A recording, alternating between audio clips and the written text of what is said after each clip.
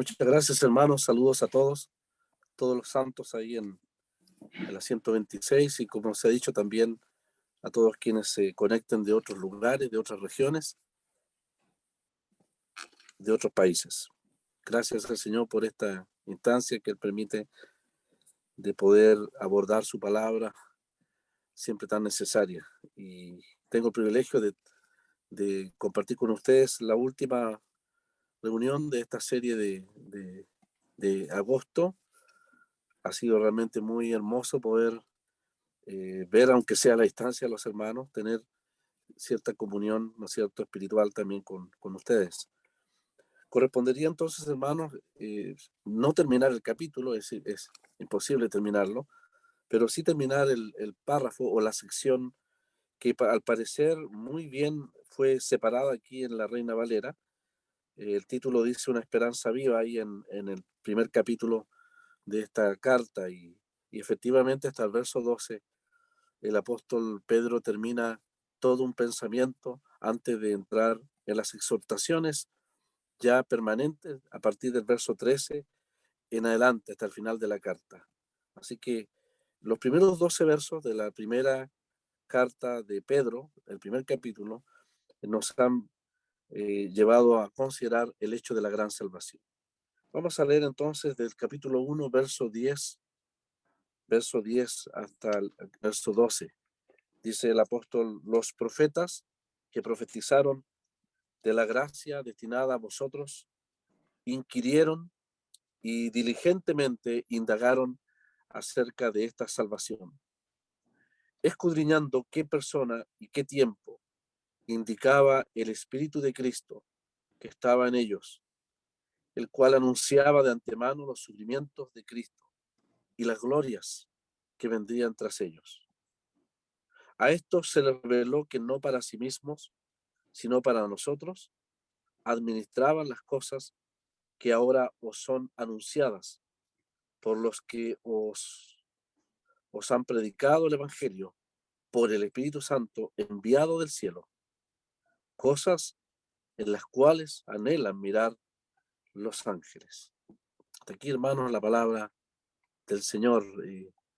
La última expresión del apóstol, cosas en las cuales anhela mirar los ángeles, quizás también nos llevarían a otro título de toda esta sección. Le hemos llamado la perfecta salvación. Estos primeros 12 versos han sido una demostración, un despliegue extraordinario, magistral del Espíritu Santo a través de Pedro, de lo que es la grandeza de la salvación. Otro título que podríamos ponerle es las cosas que anhelan mirar los ángeles.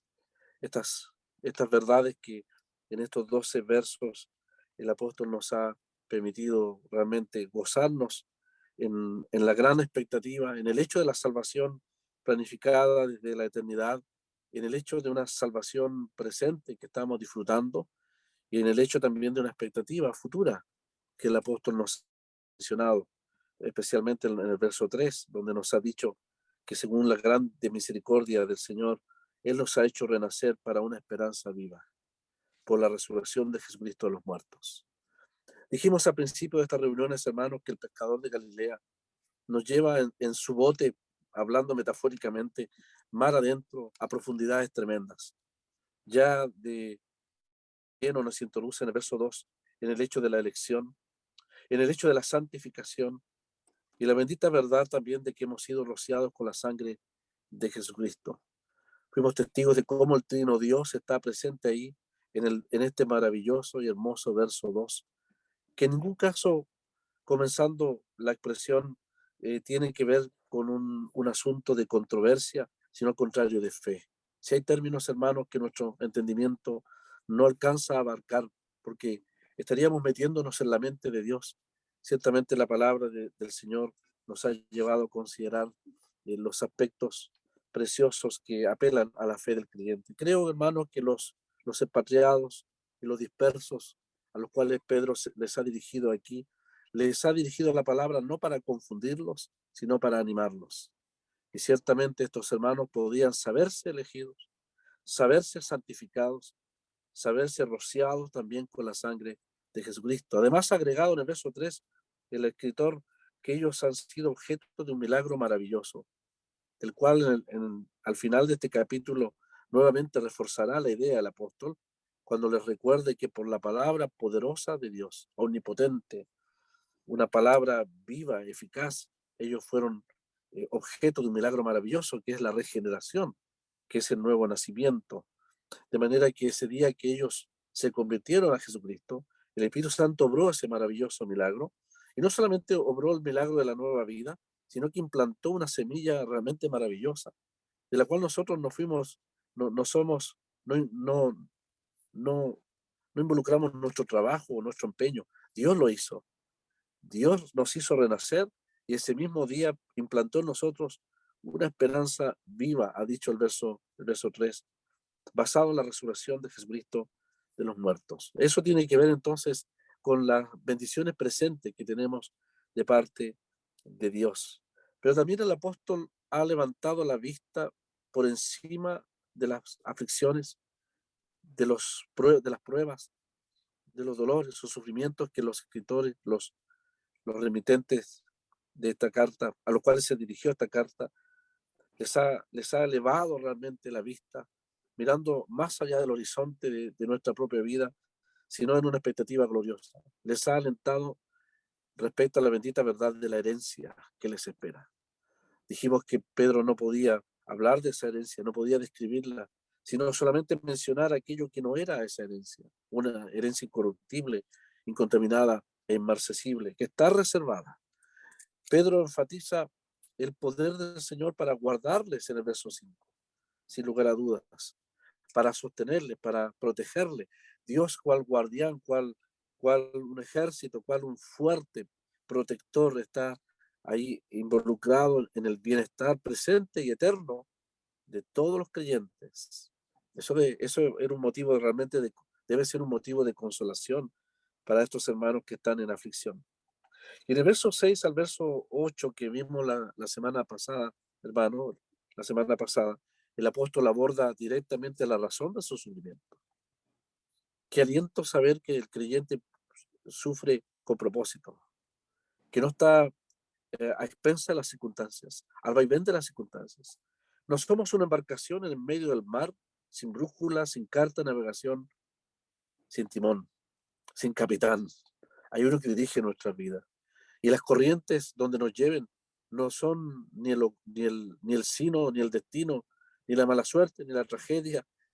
Son la voluntad del Señor, el que guía y permite hacia dónde va nuestra embarcación, por qué rumbos, por qué senderos, por qué corriente debe ser llevado nuestra embarcación, por frágil que sea.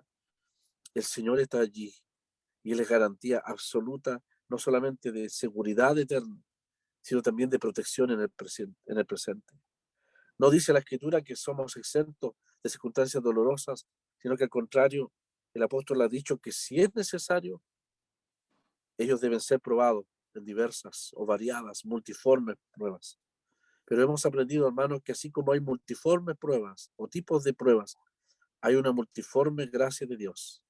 Hay gracia para cada prueba, para cada necesidad, para cada aflicción que el creyente pueda estar pasando. Dios tiene un propósito en estas pruebas. De manera que el apóstol ha podido decir realmente que el creyente puede gozarse, según lo que vemos en el verso 8 y 9, solo el creyente puede gozarse y alegrarse en lo que es la persona de Cristo. Fuimos testigos de cómo el apóstol reconoce el sincero amor de estos creyentes, por débiles que sean, por grandes que sean sus sufrimientos. A veces la mente y el corazón puede divagar, puede dudar, puede desmayar, puede desanimarse. Dios sabe la fragilidad de nuestros corazones. Pero mire lo que dice Pedro, vosotros le amáis. Hermano, todo creyente ama al Señor, por nuevo o experimentado, por maduro o débil. Todo creyente en algún grado ama al Señor. Dice, a quien amáis sin haberle visto, en quien creyendo, aunque ahora no lo veáis, os alegráis con gozo inefable y glorioso. De manera entonces que el apóstol ha unido dos palabras que en el mundo son imposibles de unir.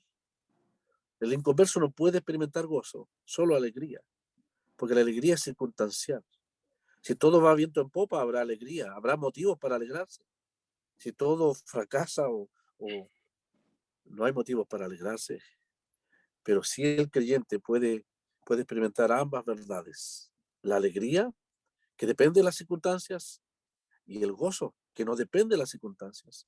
¿Por qué el creyente puede tener una alegría plena y eterna? Porque todo lo que tenemos en el Señor constituyen verdades y circunstancias que nunca cambiarán. El apóstol Pablo en Romanos 8 se ha atrevido a decir y a retar a todos los poderes del universo respecto a la relación del amor de Dios con nosotros. Ni lo alto, ni lo profundo, ni la muerte, ni la vida, ni lo alto, ni lo profundo, ni lo porvenir podrá jamás, dice, separarnos de lo que él llama el amor de Dios en Cristo Jesús. De manera, hermano, que todo lo que, y hermana, de todo lo que usted tiene en Cristo, constituye las circunstancias eternas. Habrá una circunstancia eterna en los cielos que nunca cambiará.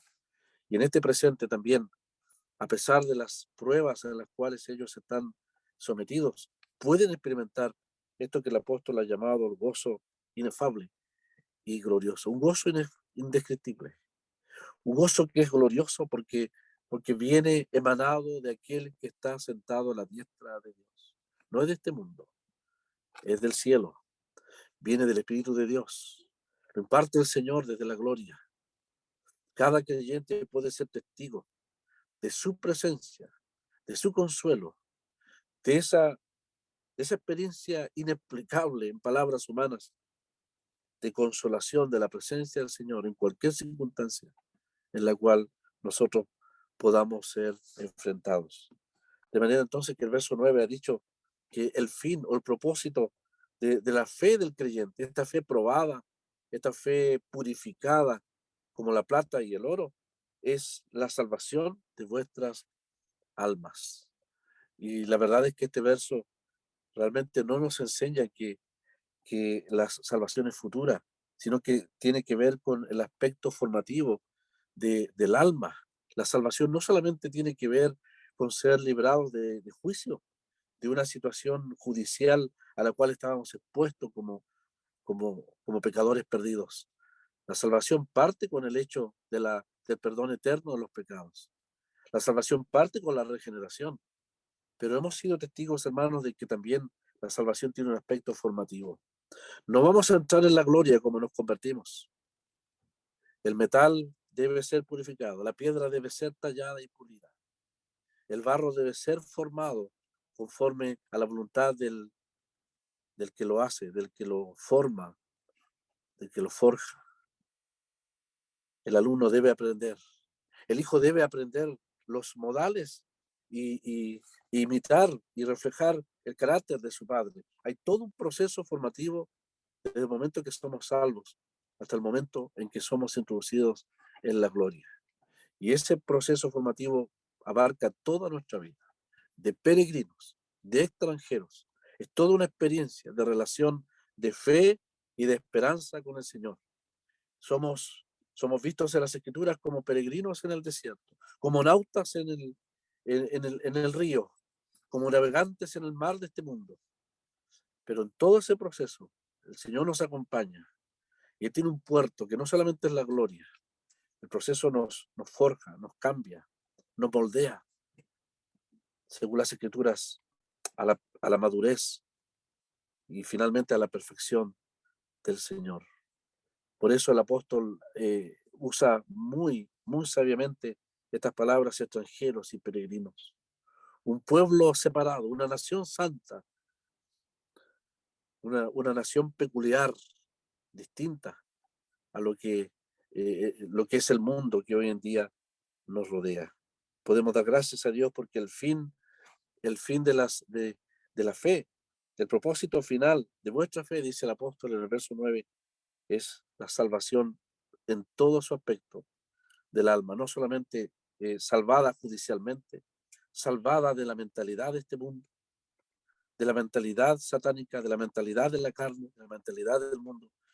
Un alma que entra madura, hecha conforme a la imagen y semejanza del Señor. Gracias a Dios por todo el proceso por toda su bondad, por toda la gracia, por toda la benignidad que Él ha usado a través de estos años para hacer de nosotros no solamente nuevas criaturas, sino nuevos hombres, nuevas mujeres, moldeados por la palabra del Señor.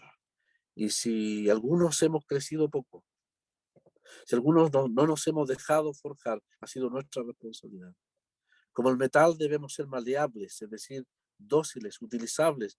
Debemos ser dúctiles, es decir, debemos dejarnos trabajar. El barro no se resiste, no debe resistirse al alfarero. Y el oro y la plata dirá al orfebre, ¿por qué calientas el horno sobre mi vida? Como cuando Elías le dijo al Señor en la casa de la viuda de Sarepta, oh Señor, aún a la viuda en la casa donde estoy, has afligido, porque el Señor estaba calentando el horno de la prueba, no solamente para la viuda, sino también para Elías.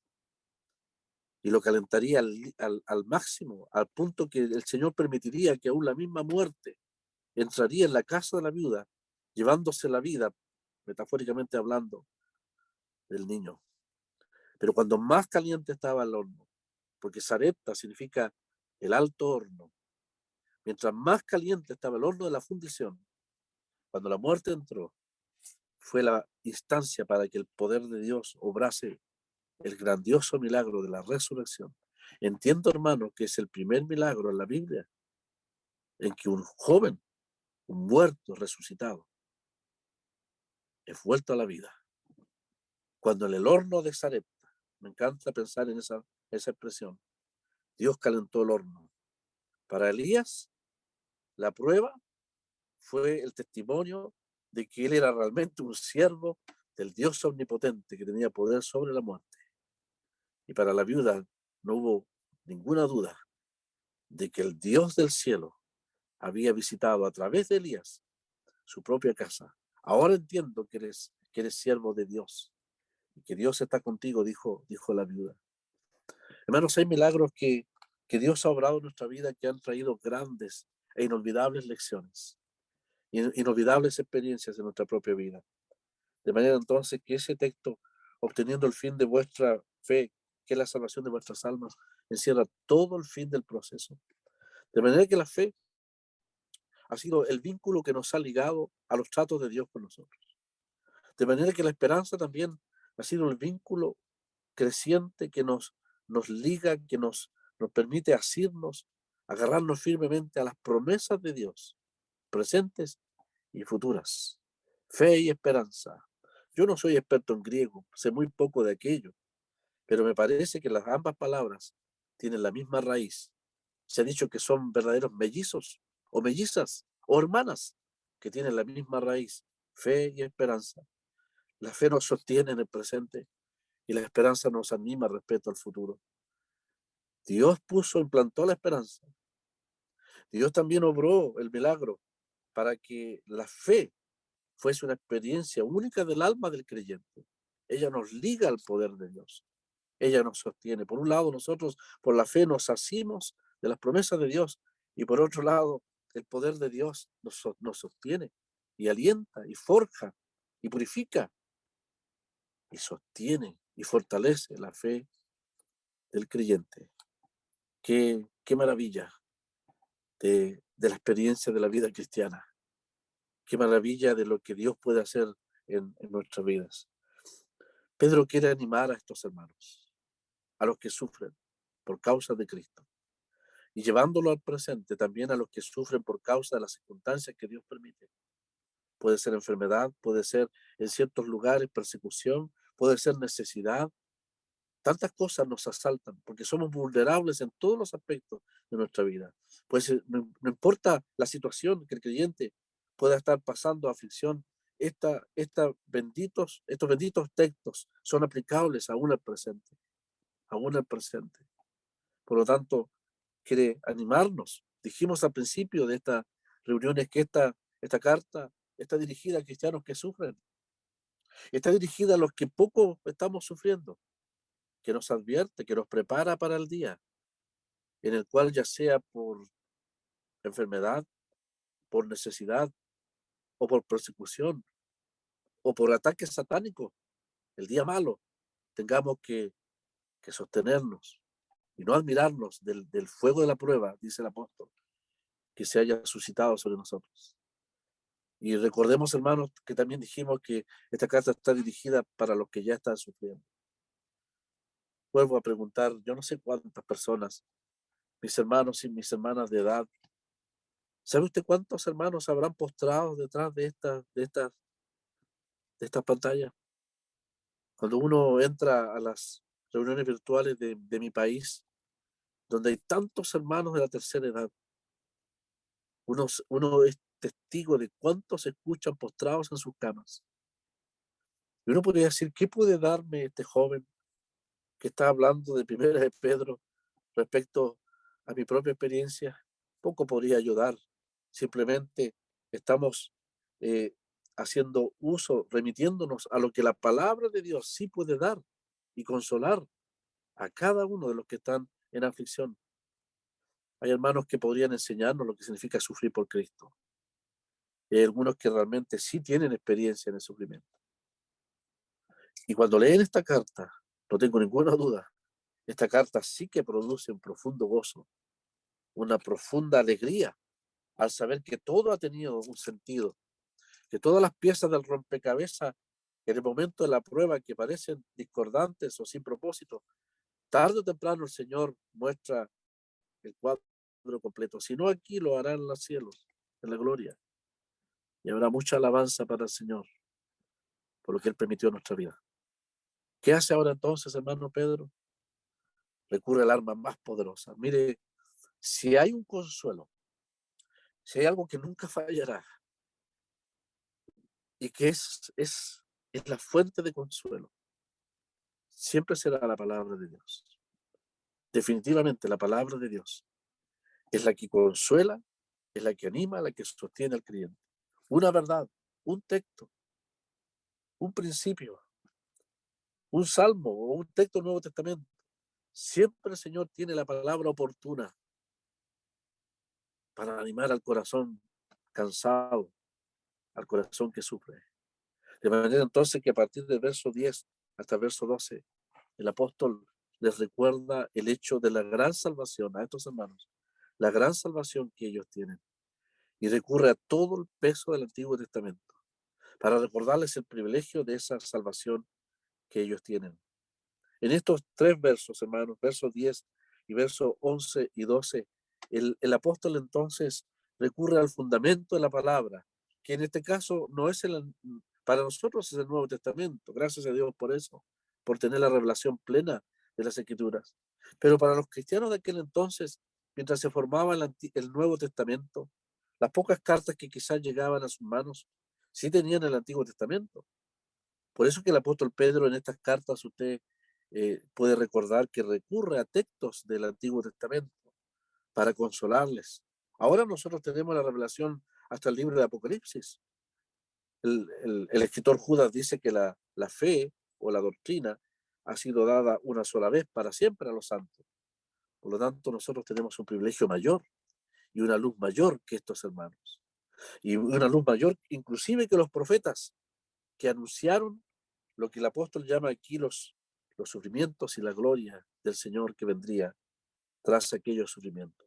Por lo tanto, cuando dice en el verso 10, los profetas que profetizaron de la gracia destinada a vosotros, todo el Antiguo Testamento está presente aquí, todo el valor de la palabra de Dios.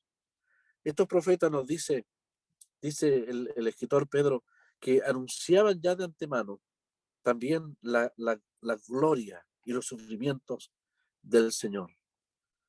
También el apóstol tiene la intención en estos tres versos donde recurre a la palabra de Dios de recordarles el milagro maravilloso de la salvación, la experiencia de conversión que ellos tuvieron cuando se les predicó el Evangelio, para recordarles que la obra no fue una obra humana, sino una obra divina. De manera que el cambio que ellos experimentaron fue producto de lo que el Espíritu Santo usó, a lo mejor instrumentos débiles, pero usó poderosamente la palabra. Y ellos se convirtieron al Señor.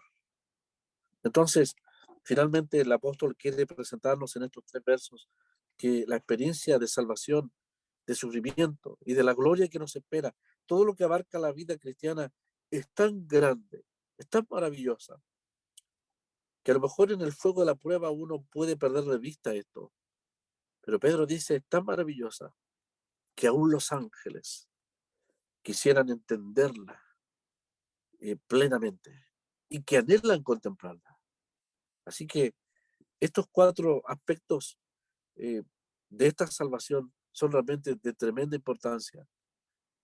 Lo que el apóstol entonces quiere recordarles, el hecho de la base de la fe de ellos, el hecho del tema de la salvación, que es los sufrimientos de Cristo y las glorias que vienen tras ellos.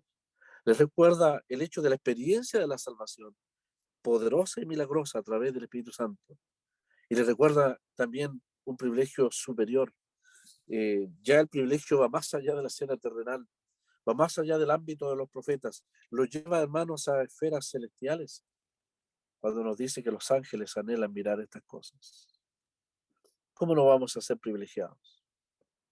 Si a diferencia de los ángeles y Israel mismo, la nación terrenal de Dios, con todas sus promesas hacia el futuro, a diferencia de ellos, el pueblo terrenal, con todas sus esperanzas mesiánicas, milenarias del reino, etcétera, a diferencia de los ángeles, nosotros somos parte del cuerpo de Cristo. Tenemos la relación más íntima, más perfecta, más sólida, que ni Israel ni los ángeles se tienen, ni tendrán jamás. Somos su cuerpo, dice. Se le concedió a la iglesia el enorme privilegio de tener como cabeza a Cristo y de ser nosotros, los miembros de este cuerpo a través de la tierra, ser constituidos el complemento, la plenitud, dice, la plenitud de aquel que todo lo llena en todo. Hermano, cuando Dios concibió la idea de crear a Adán, no lo hizo sin una Eva. Es imposible disociar a Adán de Eva.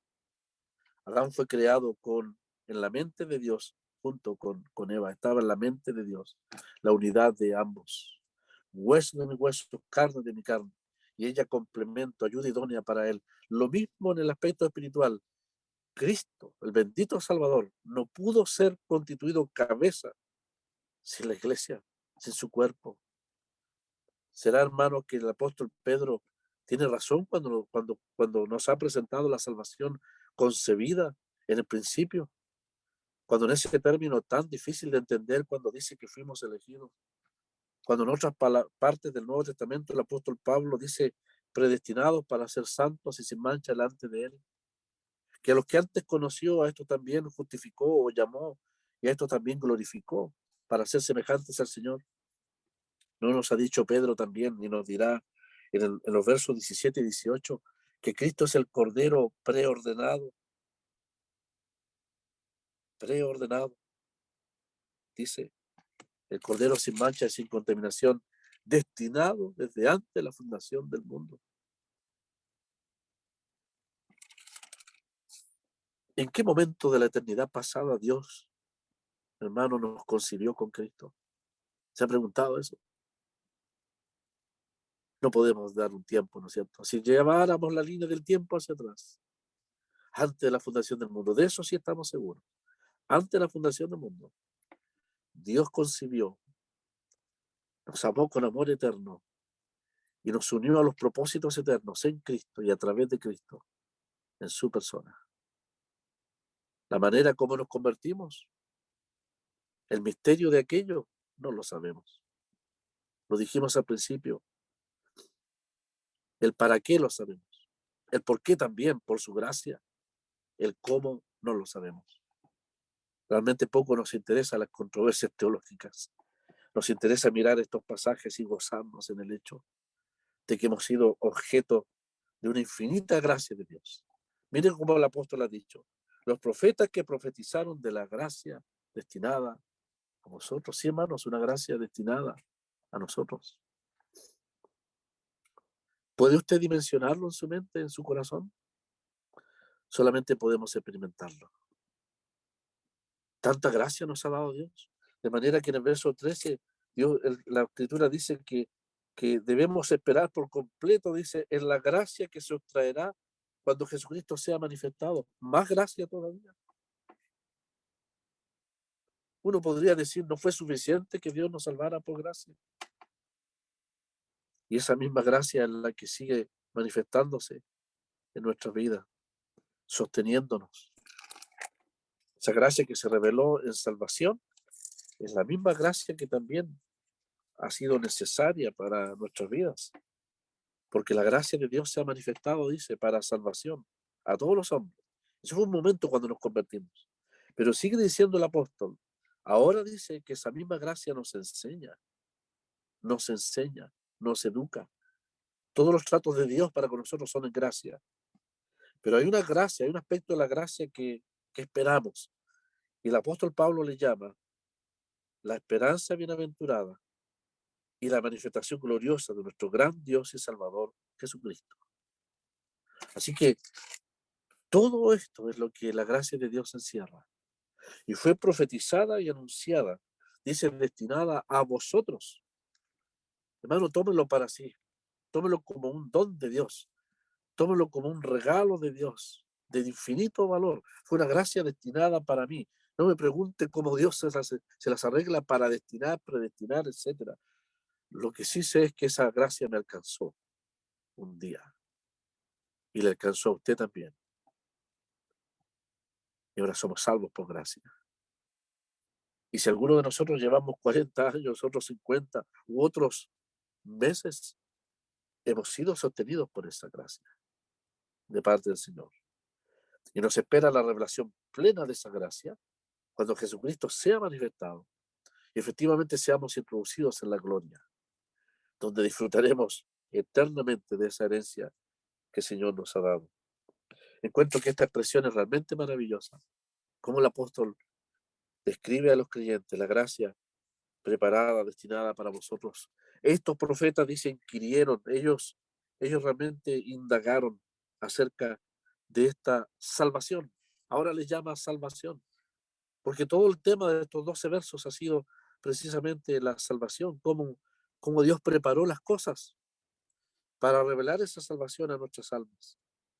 Y estos profetas dice que, y vale la pena seguir el ejemplo de ellos, dice que inquirieron, dice que escudriñaron y ellos diligentemente indagaron. Qué importante el valor de la palabra de Dios. Parece sutilmente el apóstol Pedro también está diciéndonos qué es lo que nosotros debemos hacer. Pero cuando usted lee la palabra y no solamente la lee, inquiere en ella, la escudriña como con los metales, como el minero que busca el precioso metal en la tierra, que demanda un sacrificio, demanda un esfuerzo, usted siempre se beneficiará de ella. Siempre habrá riquezas, joyas preciosas que producirán gozo y alegría en el corazón. Es la palabra de Dios que enriquece el alma del creyente. De manera entonces, hermanos, que estos profetas, dice el apóstol, escribieron sobre esta salvación. Y cuando el Espíritu Santo los usaba conscientemente, en la mayoría de los casos, ellos quedaban con muchas preguntas, con mucho anhelo de indagar, dice aquí, qué tiempo y qué persona indicaba el Espíritu de Cristo que estaba en ellos. De manera que estos profetas del Antiguo Testamento, ya sea Moisés, que también fue llamado profeta, que anunció también la venida del Señor, específicamente Isaías, también Daniel, anunciaron la venida del Mesías. Algunos de ellos profetizaron sus sufrimientos y también profetizaron sus glorias. Pero como siempre se ha dicho, hay dos pináculos, dos picos o dos cimas que ellos a la distancia contemplaron. Una de ellas tiene que ver con sus sufrimientos y la otra tiene que ver el otro monte con la gloria. Pero cuando ambos están juntos, es imposible ver el valle en el medio. Los profetas visualizaron por el Espíritu Santo los sufrimientos de Cristo. Isaías 53, Salmo 22, Salmo 69, etcétera. Todo lo que el Levítico hablaba de los sacrificios, los sufrimientos de Cristo. Pero como Zacarías y Daniel, su gloria, pisando el monte de los olivos, ahí en el libro de Zacarías. Daniel, el Señor reinando, como cual piedra gigante destruyendo la estatua de los imperios, estableciendo su imperio. Esas son las glorias que vienen tras ellos. Pero no solamente la gloria terrenal, también la gloria celestial. Estos hombres de Dios quedaron intrigados y cautivados. Hay, hay menciones ahí en el libro de Daniel, donde Daniel realmente perdió hasta el apetito, buscando y preguntando a los seres celestiales que revelaban estas verdades de cuál era el propósito. Y es una maravilla, hermanos, cómo el Señor les anunció. Pensar que Daniel dijo a las 69 semanas, se quitará la vida al Mesías. Qué revelación de la palabra de Dios. Cómo el judaísmo en su ceguera no ve los propósitos de Dios para con el Señor. Pero nosotros, por la luz que el Señor nos ha dado, podemos apreciarla plenamente. Dos montes, dos cimas, dos pináculos. Y en medio, lo sabemos, hermanos, hay un valle. Ese es el valle de esa gracia de Dios. Porque entre los sufrimientos de Cristo, expresados en la cruz del Calvario, y las glorias de su inminente venida, en medio está ese valle maravilloso de la gracia de Dios. O también podríamos decirlo, el tiempo de la iglesia. El tiempo de la iglesia. Desde la resurrección de Cristo hasta su venida. Los profetas no visualizaron aquello. Visualizaron la salvación de los gentiles, pero no la formación del cuerpo de Cristo, formado entre judíos y gentiles. Eso nunca lo pudieron visualizar, porque conforme a lo que nos enseña Pablo en Efesios 3, es un misterio que estuvo reservado en la mente de Dios y que fue revelado en su momento a través de los apóstoles. Y nosotros, hermanos, nosotros hemos sido beneficiarios de la revelación plena de ese misterio. Lo que los profetas del Antiguo Testamento no visualizaron, nosotros sí somos beneficiarios de ello. Nosotros miramos hacia atrás y estamos en medio entre los sufrimientos y la gloria que viene tras ellos. Dice el verso 11, escudriñando qué persona y qué tiempo indicaba el Espíritu de Cristo que estaba en ellos. Qué revelación nos da Pedro aquí, hermanos, entre paréntesis. El Señor obrando la inspiración de la Escritura.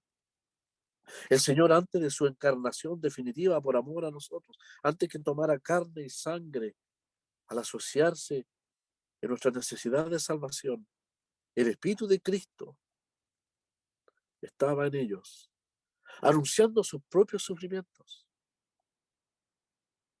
en los profetas. Es admirable, es impresionante, impresiona, estremece el corazón saber que el Señor estaba plenamente consciente siglos antes de lo que él tendría que experimentar aquí cuando tuviese que venir a la tierra. Y conforme a lo que dice la carta a los hebreos, tomar cuerpo, sangre y carne. Él estaba anunciando esto. El sentido del verbo significa permanentemente, desde Moisés hasta Zacarías. ¿Se acuerdan los caminantes de Maús? Cómo el Señor les indicaba en la palabra a través de Moisés, los salmos, como ellos dividían la Biblia, y los profetas, todo lo que ellos hablaban de Cristo. Si hubiésemos tenido una grabación, hermano, alguien que pudiese haber escrito el bendito relato del Señor durante más de todo ese día de reposo, caminaron más de 11 kilómetros. Y el Señor hablándoles desde Moisés hasta los profetas, pasando por los salmos, todas las escrituras que hablaban de él. ¿Sabe por qué no está escrito? Para que nosotros indagásemos, escudriñásemos, para que nosotros nos esforzásemos a buscar estos tesoros en la palabra de Dios. No nos entregó en bandeja a todo el Señor. Yo hubiese querido la revelación de esa bendita conversación. Bendita conversación. ¿Habrá citado el Salmo 22? ¿Qué pasajes el Señor le dio autoridad de mesiánicos? ¿Habrá habido un salmo que el Señor mencionó como mesiánico a esos dos caminantes de Maús? Algún día lo vamos a saber. Pero lo maravilloso es saber, hermanos, que la Biblia anunciaba, y esto es muy importante para todo hermano que sufre, los sufrimientos de Cristo y las glorias que vendrían tras ellos. De manera, hermanos, que aquí tenemos una máxima, el lema más importante de la carta. ¿Sabe cuál es el lema de la carta? Lo dijimos al principio. Lo dijimos al principio de estas reuniones. No importa lo que usted esté pasando, después del sufrimiento viene la gloria. El mismo camino, la misma experiencia de aflicción por una vida de fidelidad al Señor y luego la gloria es la que el cristiano puede experimentar. El Señor es el pionero. Él abrió el camino. Él acuñó esta forma de vida. Aquí está la máxima, aquí está el eslogan, aquí está el parámetro a seguir. Finalmente, de todo creyente, independiente de la respuesta a la prueba, la vida cristiana se resume en sufrimiento, sí, pero finalmente gloria y victoria en la experiencia de cada creyente, no en nuestras manos, sino en las manos de Dios. De manera que estos hermanos que sufren pueden estar absolutamente seguros que en una medida a lo mejor inferior a la experiencia suprema del Señor, de sufrimiento y de gloria, pero no menos gloriosa, nosotros también podemos experimentar como el Señor, en cierta medida, aflicción en este mundo, pero luego vendrá la gloria. Esa es la senda de cada salvado a través de la tierra. De manera que el apóstol a propósito lo hace de mencionar 7 veces los sufrimientos de Cristo y luego las glorias que vendrían tras ellos. Una carta que fue dirigida a cristianos que sufren es una carta que necesariamente tiene que mencionar los sufrimientos de Cristo. Y Pedro lo hace basado en el poder de la palabra de Dios. De manera que la primera mención para el aliento de estos hermanos está aquí en el verso 11.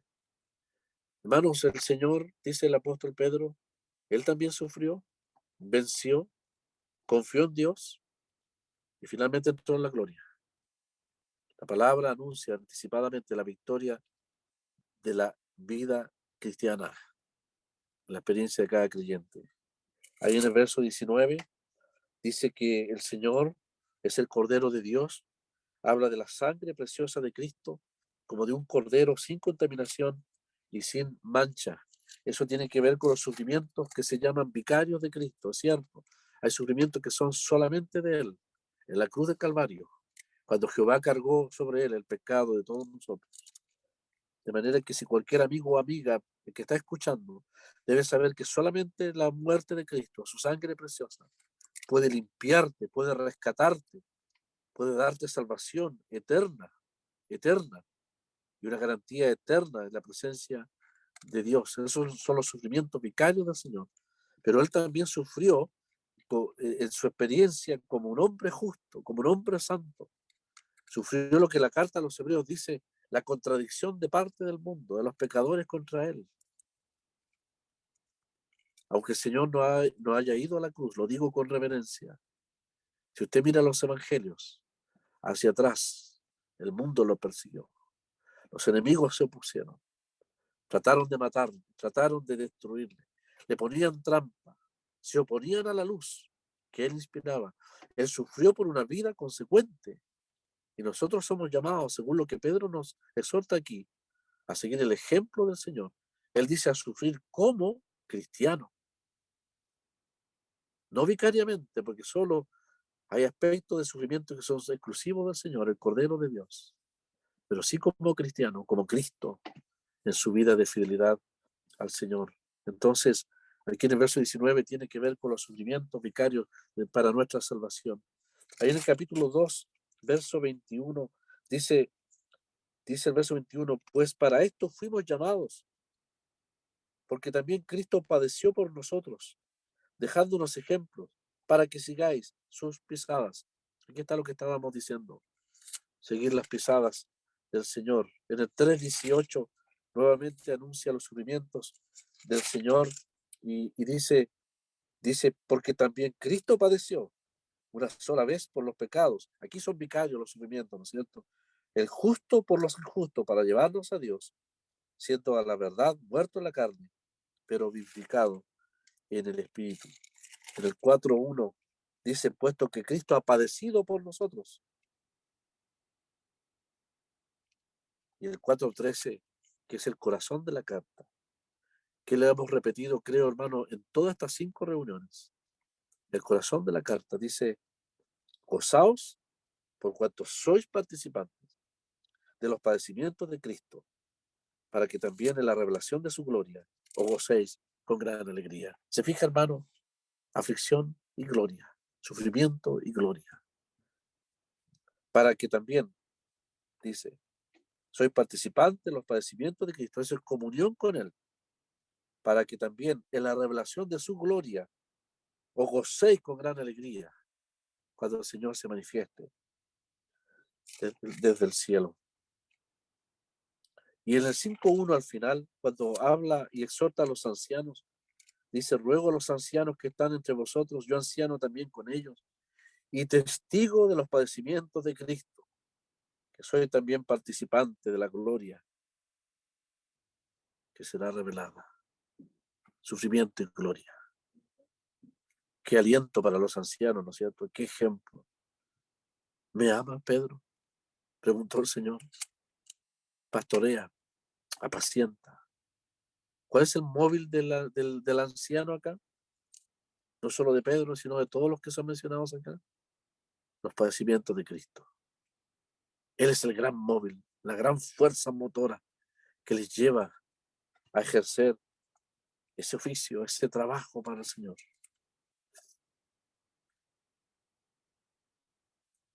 Si no son los padecimientos de Cristo, ¿qué más puede hacer? Que un hermano procure consagrar su vida para el beneficio del pueblo de Dios. Eso le sostendrá. El ejemplo supremo del Señor. Testigo de los padecimientos de Cristo. Yo anciano también con ellos. Qué fuerza, qué móvil, qué motor, que es capaz de enfrentar viento o marea por causa del Señor. Y no solamente para este tipo de hermanos, sino también para todos, hombres y mujeres. Somos llamados a que el ejemplo supremo de aflicción del Señor sea el aliento para nosotros a seguir el ejemplo de Él, quien dice: sufrió tal contradicción de pecadores contra sí mismo. Considerad, dice la carta a los Hebreos, a aquel, considéralo, míralo, haz comparación, dice la Escritura, aquel que sufrió tal contradicción de pecadores contra sí mismo, para que vuestro ánimo no se canse hasta desmayar. Y finalmente, hermanos, el apóstol en el verso 12 enfatiza el hecho milagroso de la salvación de ellos.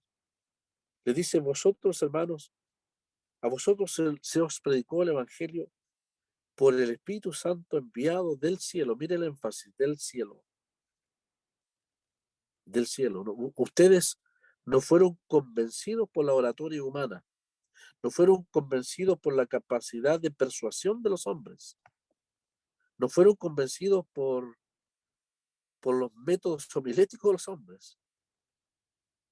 No, fue el Espíritu Santo, que usó a lo mejor al más sencillo de los hombres, el que obró el milagro de la salvación. ¿Te imaginas sufrir por nada? ¿Sufrir por una utopía, por una idea humana? No, sufrimos por Cristo. Dice: ustedes sufren por un gran propósito. Vuestros sufrimientos son sufrimientos de hombres salvados, mujeres salvadas. Dios obró el gran milagro con el Espíritu Santo enviado del cielo. Y eso realmente es un motivo de gran aliento para estos hermanos. Y termina el apóstol diciendo: cosas. ¿Qué significa esta palabra cosas? Es todo lo que ya ha hablado, todos los aspectos de la salvación.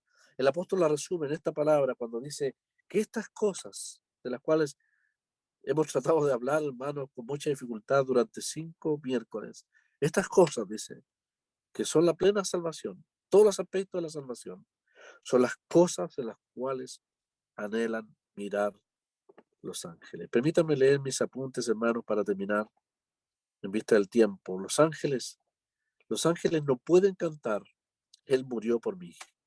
Los ángeles jamás podrán cantar: la gracia de mi Dios, el tema encantador. De la manera que nosotros no podemos comprender el ámbito del mundo espiritual y angelical, así también los ángeles no pueden comprender plenamente, ni por experiencia, lo que es el ámbito de la redención en la cual nosotros estamos. No solo se nos es concedido a nosotros los creyentes un conocimiento mayor que los profetas en cuanto a la salvación, sino que también se nos concede una experiencia de salvación y redención que los ángeles anhelan comprender. Ellos parecen ser espectadores en el escenario real de la vida cristiana y en los tratos de gracia, amor, en las pruebas y en las victorias y en la gloria que espera a cada cristiano. La prueba para algunos puede ser una tragedia para el que no tiene fe. Para otros, un drama según la vista del mundo. Pero para Dios y el cristiano que confía, la prueba puede ser una verdadera epopeya, no un drama, sino una epopeya de sufrimiento y victoria.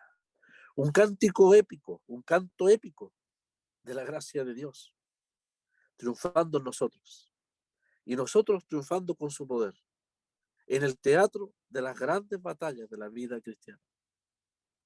La vida cristiana puede ser un conflicto de sufrimiento que, sufrido con paciencia, termina en gloria, honra y alabanza, como el apóstol Pablo ha insistido en las 7 veces que ha mencionado los sufrimientos de Cristo. Hermanos, la única función, el único espectáculo, el único conflicto o la única batalla ante la cual los ángeles toman palco y se sientan en la gradería para contemplar diariamente es la batalla y la lucha que se lleva a cabo en la vida del creyente, en la arena de la vida cristiana, de la lucha cristiana. Porque allí se despliega el poder de Dios, porque allí se despliega la gracia, la misericordia, allí se denota el sufrimiento, pero también la gloria. Eso es lo que los ángeles anhelan mirar. Ellos son testigos de los privilegios y bendiciones que los tratos de Dios nos han prodigado a nosotros. ¿No somos entonces, hermanos, los más privilegiados que los mismos profetas y que también somos más privilegiados que los mismos ángeles? Porque hay aspectos del trato de Dios que jamás ellos podrán conocer por experiencia. El apóstol Pablo dice en 1 Corintios, porque según pienso, Dios nos ha exhibido a nosotros, los apóstoles, como postreros, como a sentenciados a muerte, pues hemos llegado a hacer espectáculo al mundo, a los ángeles y a los hombres. Sí, hermanos, permítanme terminar diciendo que para los creyentes es gloria de principio a fin. En el momento que nosotros confiamos en Cristo, nacimos para la gloria. Somos guardados para la gloria. Conforme le obedecemos al Señor y experimentamos pruebas, estamos siendo preparados para la gloria. Y cuando le amamos y confiamos en Él y nos regocijamos en Él, experimentamos un poco de aquella gloria. En este momento actual, un poco de la gloria que viene y de la herencia que jamás se agostará, ni contaminará, ni terminará. Son las cosas que anhelan mirar los ángeles. Qué privilegio nos ha dado el Señor realmente a nosotros. Bendito el Dios y Padre de nuestro Señor Jesucristo, que según su grande misericordia, empieza el apóstol, nos hizo renacer para una esperanza viva por la resurrección de Jesucristo de los muertos. Sufridos, sí, pero llenos de privilegios y bendiciones. Es la experiencia de estos hermanos expatriados, de estos dispersos, que al igual que todo creyente a través de la tierra o detrás de estas pantallas, puede aferrarse y gozarse. No es un motivo entonces, hermanos, para indagar, para buscar, para permitir que Dios sobre nuestras vidas y realmente podamos alegrarnos plenamente y gozarnos con esto que el apóstol ha dicho, un gozo inefable y glorioso. Que el Señor bendiga su palabra y les bendiga ampliamente a todos ustedes. Gracias por este tiempo de poder tener comunión a la distancia y y esperamos o físicamente o virtualmente en el futuro seguir viéndolo. Gracias al Señor por su palabra. Señor les bendiga.